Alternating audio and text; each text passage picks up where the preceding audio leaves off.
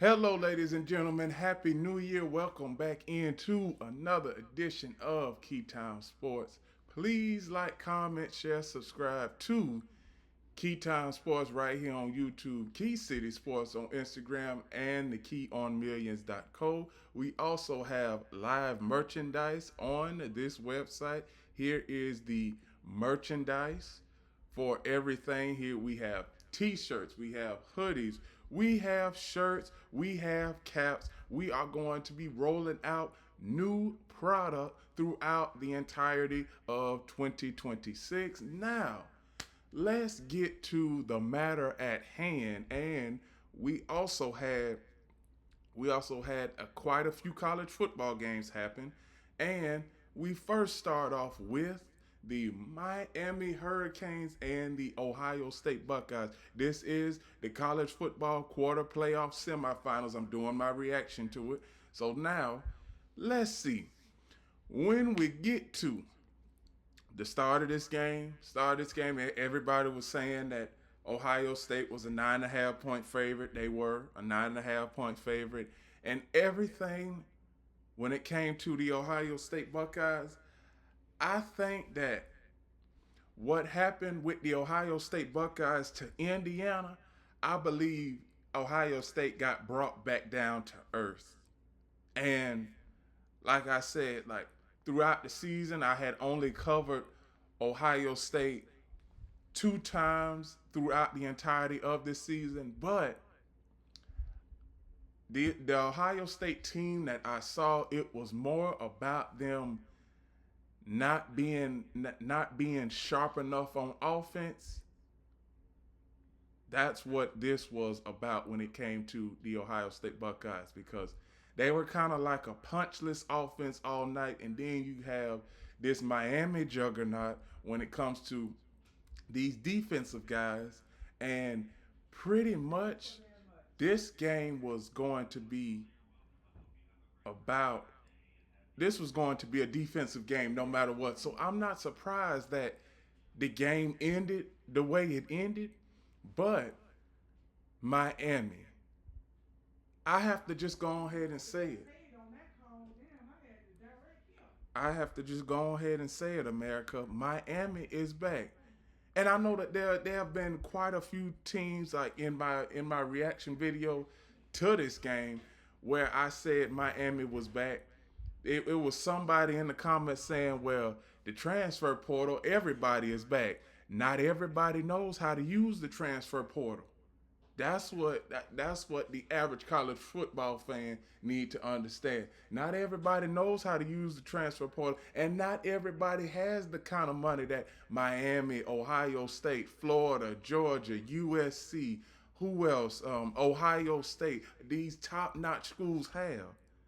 These bottom five schools, they only have about a good 30 to 40 million to really diverse when it comes to their football program.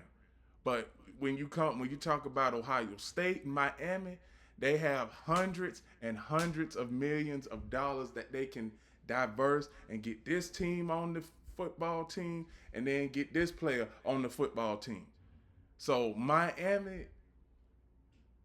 One thing I just want to, for all you Miami fans, for all you Miami Hurricane fans, I'm about to give y'all moment, because over the last 23 years, there have been times throughout that you have been saying that you are back, but you finally won a meaningful game, and Miami is back.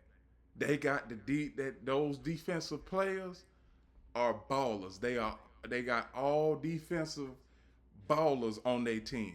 The offense, Carson Beck, 19 to 26, 138 yards, one touchdown, zero interceptions. Most importantly, no interceptions. He did not put the ball in harm's way. This was going to be a defensive game no matter what. Here is the rushing attack for the Hurricanes. They had 153 yards, and the Ohio State Buckeyes only had 45. So the champ is out of the race. And now we are going to see a new champion in the college football playoff. Now here's another thing. Now there are a few clips that I am going to show because I know that I have a photographic memory, but it's like for you audience out here that wasn't able to watch the game in its entirety, there are quite a few plays that I'm pretty sure a lot of people missed. Like this 3rd and 20 when Ohio State was down by 3. It's 3rd and 20 and you need it. Julian Sand goes back to pass and he doesn't get nothing. So Miami at this point, they really had Ohio State, and look at this. Miami had Ohio State second guessing everything when it got to this point in the fourth quarter. This is the last 6 minutes of the fourth quarter, and we are looking at that top-notch Miami defense. That top-notch Ohio State offense to make a play, but they didn't make a play. And as you can see, the wide receiver for the Miami Hurricanes comes up with a critical 3rd down. And this was basically the game right here. Gets all the way down to the 25, and this is basically where Ohio State's defense pretty much did everything that they could do. They needed more from their offense. The offense for the Ohio State Buckeyes in the games previously, they really didn't have to do much because they wasn't playing top-notch competition. Now, when they started playing against teams like Indiana, they showed me something when they played Ohio State. And I'm going to get to them a little bit later on in the show. But Miami is back, America. The Hurricanes are back, and Michael Irvin, y'all just saw him on the highlight right here. I was listening to Michael Irvin at the end of the game. Category 5 hurricane came through and just shut down Ohio State. That's exactly what he said. Now, we all know that the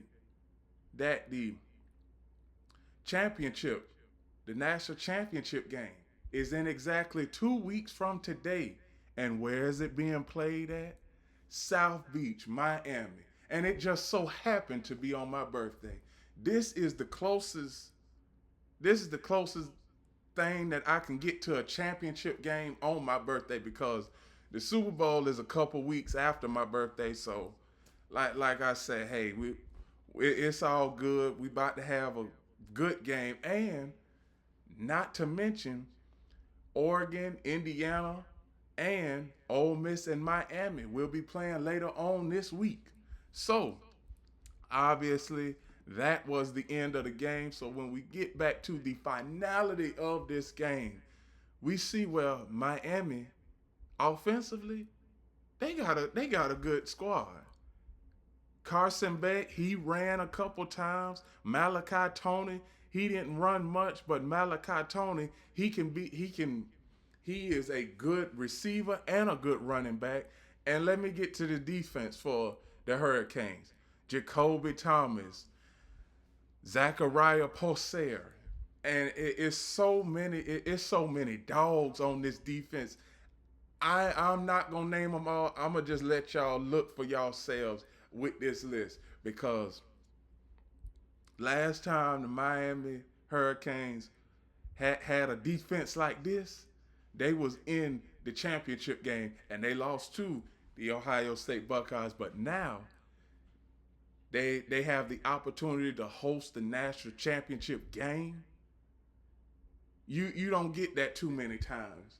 And that has never happened in the history of college football, where the game where the team that's hosting, well, the whole state, the whole city that is hosting the national championship game, the team has never been able to host their own national championship. So hopefully Miami can beat Ole Miss, and we could see that for the first time ever in college football history. The next game I'm going to cover, everybody turn your avert your eyes if you are a Texas Tech fan.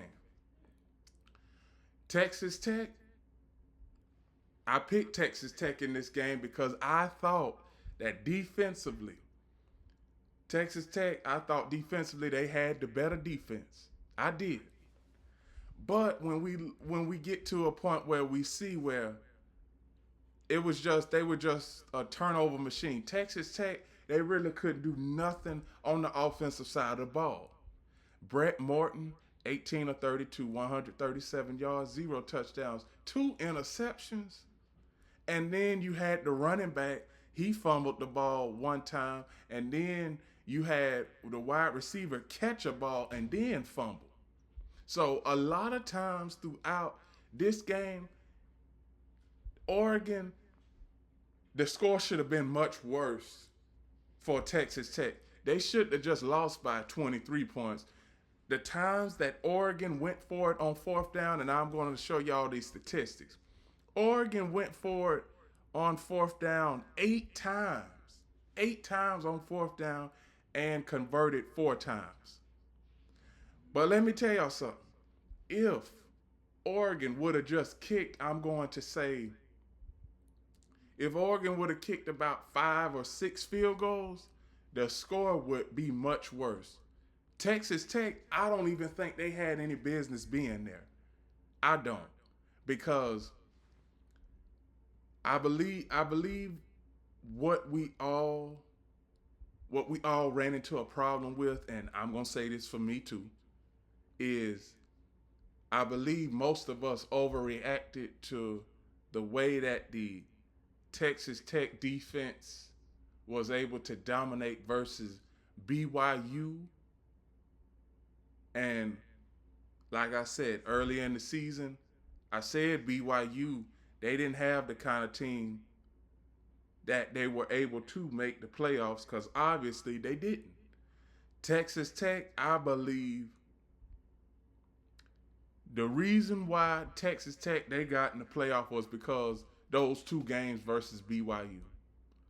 Because if Texas Tech played any other college football team, they probably would have blown out their opponent if it wasn't Oregon. Now, see, Oregon, they are the more experienced team in this game. They was the more experienced team for the last 3 years. Oregon has been in this spot.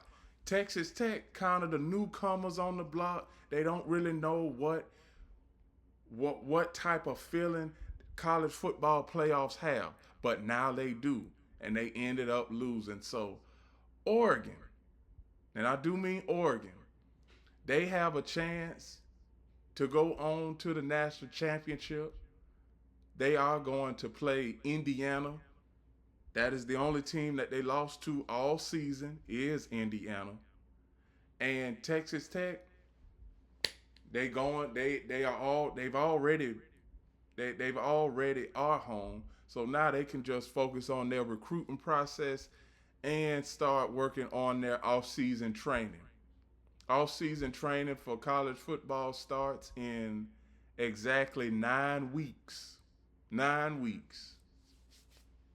So the next game I'm going to cover, everybody, if you're an Alabama fan, just look away right now. I don't know how long I'm going to be on this game, but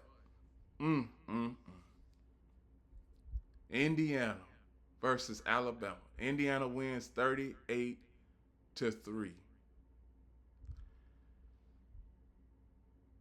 Alabama in this case, I don't know what to say about Alabama. I don't even know what to say about this coaching staff. But Kane Womack did the best that he could, and I've given Kane Womack so much grief. This is the Alabama defensive coordinator. Alabama defensive coordinator Kane Womack, I've given him so much grief over the entirety of this season. And now it wasn't the defense. It really wasn't the defense, America. And the reason why I'm saying that for Alabama, it wasn't the defense because now credit Alabama's defense third down, 9 of 14. Indiana, they were 9 of 14. But Alabama had a chance to keep this game close and not let it get out of hand. See, I was expecting because see, historically this was supposed to be a mismatch on paper in Alabama's favor because Indiana has the second most losses in college football history, and Alabama has the second most wins in college football history. So this was supposed to be a mismatch. But then we get to the game, and at halftime, Indiana is up 24-0. I'm looking at this game. I'm saying to myself, is this really the Alabama team that we have gotten accustomed to seeing under this tutelage and under this coaching staff? Now, y'all know me. I'm a person that don't really like to dwell on the past. I saw a trend already where everybody is saying that 2026 is the new 2016. I mean, come on now. Come on now, please. Let's not live in the past, okay? But if I'm an Alabama spectator, which I am, only thing I can say is, damn, that's all we can do is live in the past because under this coaching staff, they've had 6 double-digit losses. And like I said, I'm gonna go back to Nick Saban. I can count on one hand how many times that Alabama lost the game by double digits.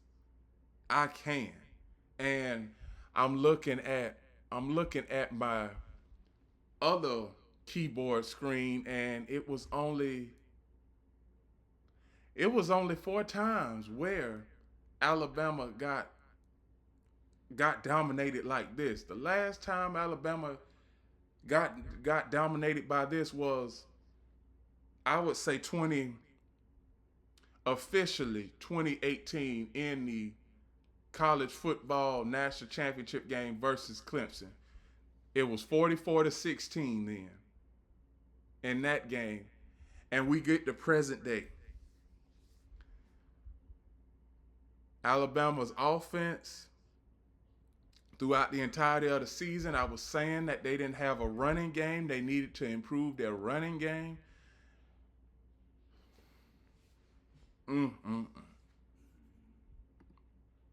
Also, Ty Simpson, he was 12 of 16, 67 yards, 0 touchdowns, 0 interceptions. Austin Mack, 11 of 6, 103 yards. But here's the problem that I cannot understand. If I'm Keiwond Dowell, you're down by 24. You have a chance to put yourself back in the game with a touchdown, but instead you settle for a field goal. Now, this is the type of head coaching that really irks me, America. It really does. You're down by 24. You need a touchdown to give your team confidence and to give you a jolt that maybe we can come back and win this game. But you settle for a field goal and you down 21 points. You're still down by 3 scores.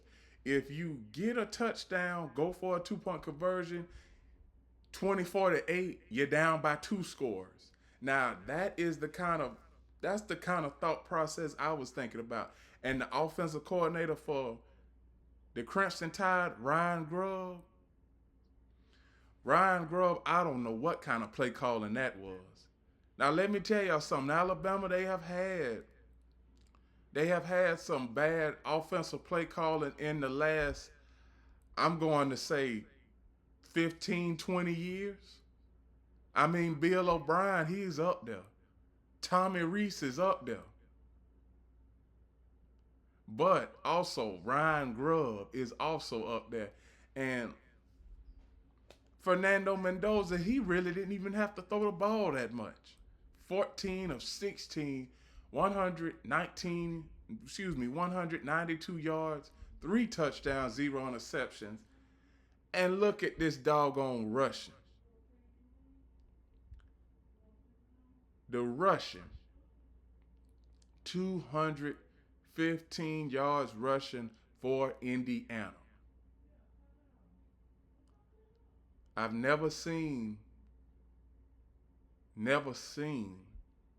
an Alabama defense get ran on like that.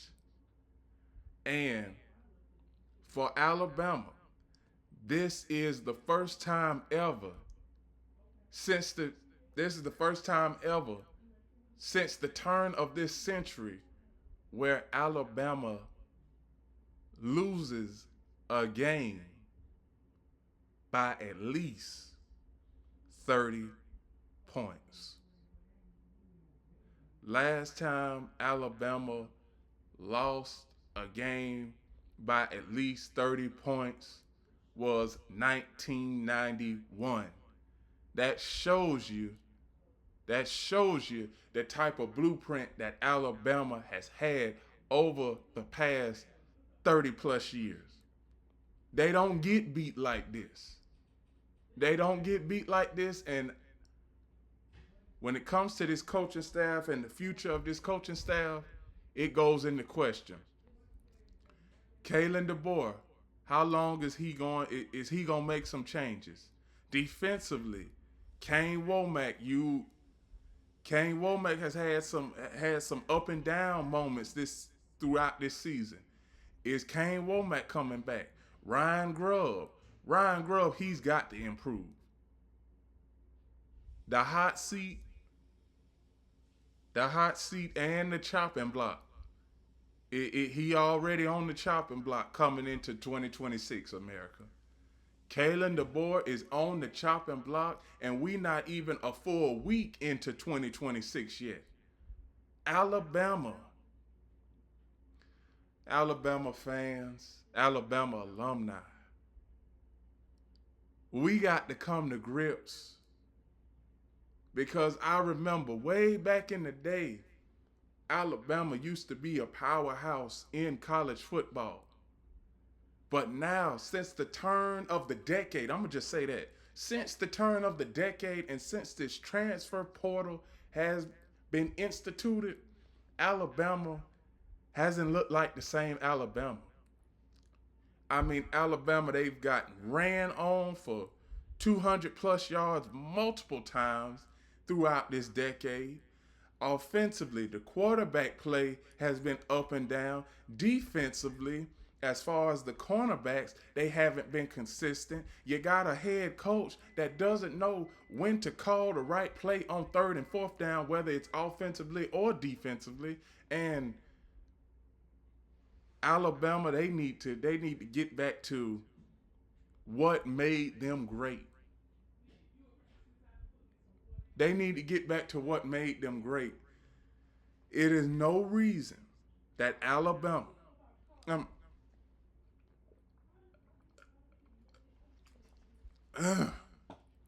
it is no reason that Alabama should be getting blown out like this when you have one of the top recruiting classes in all of America. Last year, Alabama was top 15 in recruiting. This year, Alabama is projected to be top 15 in recruiting again. Now, I believe it's getting to the point where Alabama, we all know that Alabama, they don't have the kind of money that all of these other teams have, like Indiana, Georgia, Florida, USC, and all those others. But one thing about it is you can't win them all.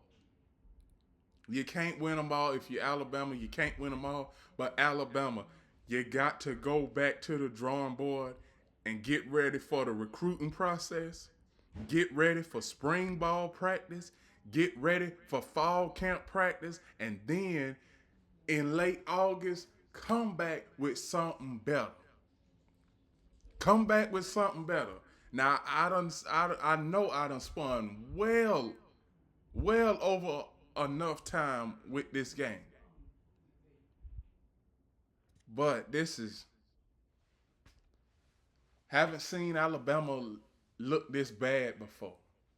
And is Indiana the top dog in this thing? Now, for the last few months I had been contemplating whether to go to Indiana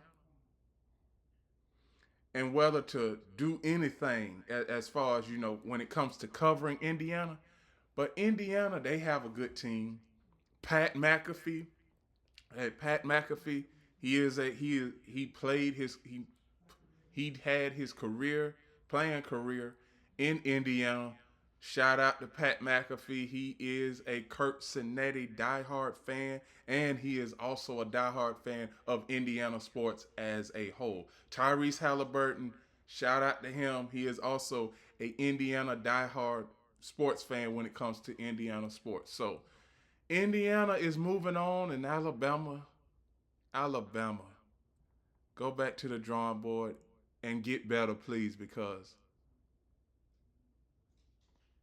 college football isn't the same without Alabama being in the college football playoff. That's all I got to say. And let me get to the final game on the docket. It was Ole Miss and Georgia. I told y'all that Georgia's secondary was suspect. It was, and it is.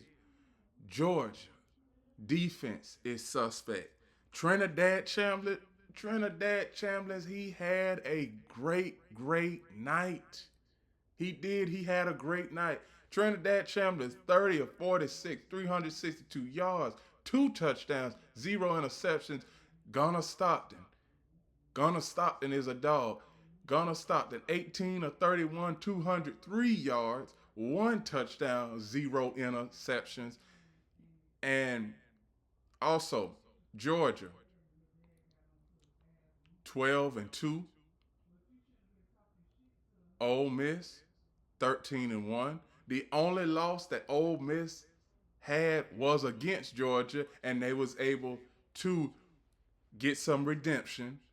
And now they are going on to play the Miami Hurricanes. Now, I'm going to just go ahead and say this. Keywan Lacey, he had 98 yards, but I'm going to go ahead and round that up to an even 100. Ole Miss, this is the first time that Ole Miss in the past, I'm going to say 70 years, that Ole Miss has a chance to win a championship. Last time Ole Miss was able to win a championship was 1960. In fact, I'm gonna give y'all the year where every team that is in the college football playoff now, the last time they won a championship. So I'm going to have that on I'm not going to have that on this board, but I'm going to have that on my other screen. So Indiana has never won a national championship. Miami, last time they won a national championship was 2001. Indiana, well, I already went over Indiana. Ole Miss, last time they won the championship, 1960. And also, when it comes to Oregon, never won a championship. So, somebody, and I do mean somebody, is going to win a championship for the first time in a long time. But now, if I had to pick, I would say the better story would come from either Oregon or Indiana, because these two teams have never won a championship, never came close to a national championship. But back to what I was saying about Ole Miss. Ole Miss, when it comes to, I was skeptical of Ole Miss throughout the entirety of this season. And I know that when it comes to these highlights, I got a long highlight clip for y'all. So this is the final 2 minutes. And let me tell y'all something. The final 2 minutes felt more like the last 15 minutes because you had so many tosses and turns in this game. Look at this. 3rd down and 9 with 2 minutes left. Gonna stop them back to pass. He throws. And that does he didn't hit on that play, but it was a flag there. And right here, I was thinking to myself, is Georgia going to score and win this game? But obviously, a few plays later, Georgia, they don't score. And you get to a point where you get to 3rd down and goal right here at the 6. Gonna stop them back to pass again. And as you can see, we know Gunnar Stockton, he was looking for depth there again, but he didn't have it. So, field goal attempt, Georgia ties the game, and we get to a point where on this play, now here's the showcase play for Ole Miss and Trinidad Chambliss. This is 3rd and 5 with under 40 seconds left. Now with me, I wouldn't play this safe anyway. Trinidad Chambliss, he goes back to pass on this play. Throws it. And I mean, it's like a 65-yard gain. So, Ole Miss, hey, them Georgia fans, they were shocked by it. Ole Miss is the kind of team where Ole Miss has never been to the college football playoff before until this year. Is Ole Miss really going to be able to win the championship?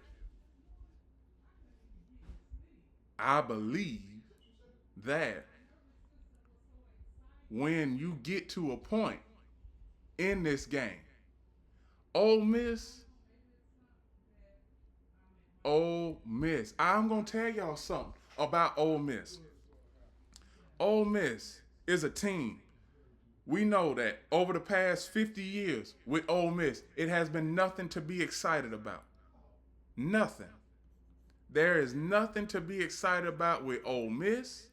And all you Ole Miss fans out there, congratulations to y'all. Y'all deserve it. Y'all are going to the semifinals. Well, excuse me, not the semifinals, but y'all are facing the Miami Hurricanes in the next game. And now everybody is asking, where did the final 2 points come from when it comes to the Ole Miss Rebels? Because it was 39-34. And this is where the final 2 points come in. The ball rolls out of the back of the end zone. It's a safety. Game is over. So, here is the finality of this game. And here is, I'm going to give y'all the bracket, the current bracket of the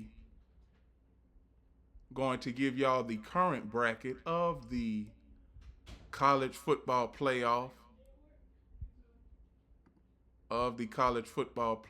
bracket. Here is the college football playoff bracket. And everybody, there's some breaking news America. And for all you Cleveland Brown and quote-unquote Shador fans, this is going to happen, and this was no surprise, but the Cleveland Browns have fired Kevin Stefanski after 6 years, and there's so much jubilation that is going on in the city of Cleveland right now. So I am going to get back to that a little bit later on. Also, I am doing my NFL segment in a few minutes, so we will talk about that more when I start my NFL segment. But as of right now, Chick-fil-A Peach Bowl is Oregon and Indiana. The Verbo Fiesta Bowl is Ole Miss and Miami. And with that, those are my reaction to the quarterfinals. for the college football playoff. Please like, comment, share, subscribe to Keytime Sports right here on YouTube, Key City Sports on Instagram, and the Key on Millions.co. We have live merchandise right here on Millions.co. Here is my media feed. Well, first off, here's my profile so that you'll know it's me. Here is my media feed when it comes to my segments and sound bites and clips. And remember, everybody, one last thing. Remember, the key is always on time.